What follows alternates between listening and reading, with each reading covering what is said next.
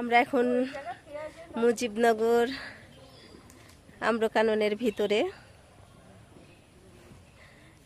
যেখানে হচ্ছে বাংলাদেশের প্রথম অস্থায়ী সরকার গঠন হয়েছিল, সেই রাজধানীতে আমরা ঢুকে গেছি। এই যে গেট, ওই যে পিছনে গেট, এই যে দুই পাশে দুইটা গেট, ঢুকছি আমরা।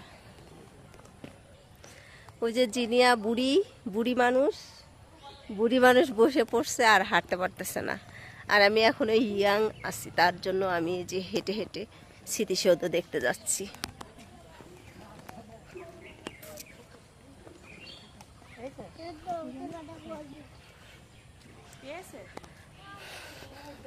মোটা তাজা আম গাছ আছে। এই যে এখানে একটা আম গাছ চিৎপটাং হয়ে গেছে। অনেক বড় আম গাছটা ছিল, অনেক মোটা।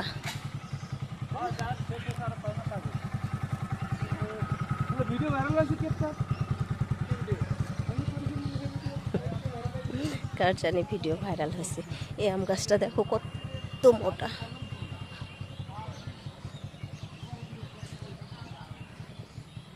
অনেক মোটা।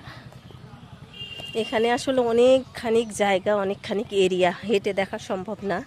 ভিতরে এই রাস্তাগুলো দিয়ে ভ্যান যায়, হ্যাঁ, ভ্যানে করে করে আস্তে আস্তে ভ্যান চালায় মানুষ সব কিছু ঘুরে ঘুরে দেখে।